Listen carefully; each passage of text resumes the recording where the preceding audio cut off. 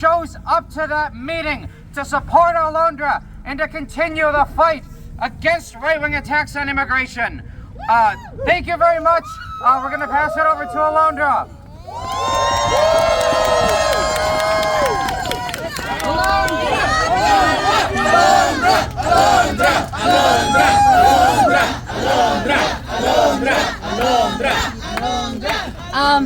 Hi everyone. I feel so overwhelmed with joy. Thank you for being here. My name is Alondra García, and I'm the proud daughter of immigrant workers. I am a former DACA recipient and an essential worker in our community. I am a second grade bilingual teacher in the Milwaukee Public Schools district at Allenfield Elementary. Being raised in the heart of the south side of Milwaukee, Wisconsin for 25 years after leaving my hometown, Morelia in Mexico as a young 3-year-old, I have learned to love the place I now call home. Woo! Woo! Milwaukee is my hometown and I love it. Yeah. Every day is an ongoing battle. Whether we decide to engage in the battle is a personal choice. For me, I have been fighting this battle for as long as I have existed. A battle to advocate for our immigrant community as I myself identify as an immigrant.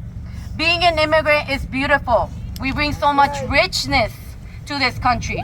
We bring culture, life, laughter, and above all, love. We bring people together. We are the beating heart of what makes America what it is today. But sadly, we are living in times in which many view us as less than human. These people have lost their sense of humanity, genuine love for each other, and acceptance for who we are. It is truly disheartening to hear it all, and we try to numb ourselves. Impossible when it's all around us. Even though we are surrounded by hate, I consider myself a hopeful, resilient, and loving person who genuinely believes in the power of the people. We are the people, and we decide what we think is best for our community, and that is protecting our immigrant community. We are responsible for one another, and we know that without immigrants, America would not be what it is today. Keep preaching, sister. Thank you to those that are here with me today, but it isn't just about me. It is about the students and the families we as educators serve. It is about the educators in this school building and in our school district who do more than just educate our youth. They are the building foundation for our babies. They are heroes. They are my heroes. They inspire me to continue being a better educator, a better student, and a better person. None of us would be where we are today without having been influenced by an educator in our lives. With great power comes great responsibility, and that is the responsibility we as educators carry every single day, not just at school, but everywhere we go. It is who we are. We are educators. We inspire, we lead, we make change. It is our duty to protect our students, simply put. However, it is infuriating and outright horrific to see how the school leader at Allenfield Elementary is choosing to put his political ideologies in the way of his duties as a principal. Shame! His actions and words clearly do not show the love and compassion he says he has for his students, and the same could be said about the educators and the staff. The work environment is very divisive. It is admin versus teachers and a place of authoritative power held by him. He has begun to specifically target me since his first attack. After having had my first disciplinary hearing, I received another letter for having supposedly fundraised without his permission. Shame. I had asked parents if they could and would be able to support with voluntary donations, as in items to use for a classroom project that would positively benefit the houseless community. That's right! These stockings of hope my students created were donated to Street Angels, a local nonprofit who supports the houseless community in Milwaukee. That is what led to having another disciplinary letter in my file and today's suspension without pay. Shame. But wait, it doesn't stop there. He then went on to interrogate a one-time volunteer who is a retired teacher and an incredible human overall before coming to my classroom. Let me give y'all some context. Yes, that's what we want. Not a good role model. Not at all. According to Administrative Procedure 7.31, Section 3, prior to the appointment of any person as volunteer in the Milwaukee Public Schools, the individual must complete a standard application to volunteer form. Schools departments are to send the completed form to the Department of Human Resources to conduct a crime information records check through the Wisconsin Department of Justice and other appropriate information sources. If appropriate, other out-of-state agencies shall be utilized. However, my volunteer was a one-time volunteer. So according to Administrative Procedure 7.31, Section 5, the policy applies to volunteers who provide services on a regular and ongoing basis or more than 5 hours a week. It does not apply to those parents and or other adults who are one-time volunteers for field trips or other one-time only activities in schools and or departments. My volunteer was a one-time volunteer, therefore this policy would not apply. My volunteer is not a parent but a community member who felt unwelcomed by him. Personally, it definitely feels discriminatory and am definitely being targeted by him. Here is my volunteer statement. When I arrived at Allen Field at 1:35 today, I signed to the visitor log in the black binder. I didn't find any visitor passes, so I asked the school secretary for one.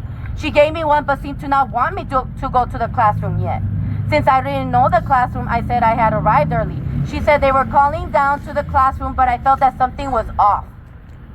I sat down wondering what was not being said to me. After several minutes, the principal came out and asked me to come into his office. I'm not even sure he told me his name or position before he asked me to follow him into the office. This felt strange. He shut the door, which felt very formal and very uncomfortable for me. Thankfully, there was a window in the door to where the administrators were working a few feet away, but the fact that I even had to think about that when going to volunteer in the classroom was pretty scary for me. I didn't know him, and he's shutting me into an office with him. He asked me who I was there to see and how did I know her and why I was there. I'm fairly certain he didn't even ask me my name. This seemed very unusual to me, but I answered his questions. I was there to volunteer in Miss Alondra Garcia's class, and we knew each other because we are both on the board of Peace Learning Center of Milwaukee. He asked again what organization, and I repeated it and explained what we do there. Teach nonviolent conflict resolution. I said I thought the school seemed familiar to me from the years that I have facilitated for PLC. A classroom takes a field trip to us, and then we go to the school 3 times to do boosters, so I am familiar with many MPS schools. I offered my driver's license so he could run a background check on me. I understand our children are all very precious. He said he didn't need to run a background check on me. He tried to tell me not to be concerned by this meeting and these questions. I was clearly uncomfortable and concerned about his questioning. Having been a teacher for many years and a volunteer in many classrooms several times, I was very surprised that I was not welcome. I have literally been in 50 to 80 different schools, at least in my work. I have literally never felt more uncomfortable or less welcome. He told me he needed to approve of volunteers. I have never heard this before. He asked me how long I was there for. I said I was supposed to arrive by 1:45 and we had not decided the end time. He said something like assuming until days end at 3:45. I said, okay. I told him I was planning to come back on Friday, and he said that wasn't going to work. I felt very off-put by this as he offered no explanation.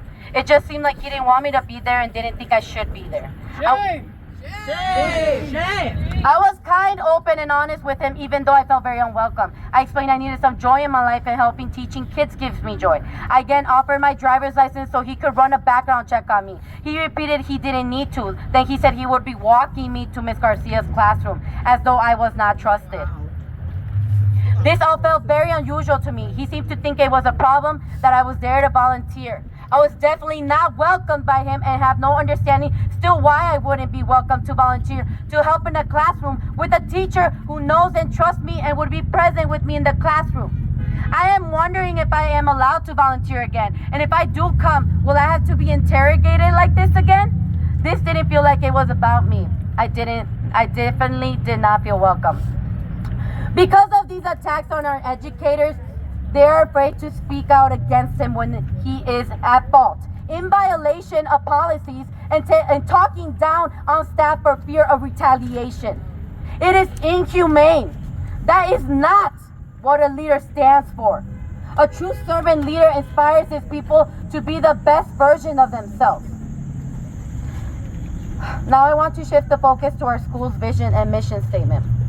According to the Allenfield Elementary Vision Statement, it states that Allenfield will be a community where excellence will be nurtured and each student will be prepared to succeed socially, emotionally, and academically in our ever-changing global world. Just think about that.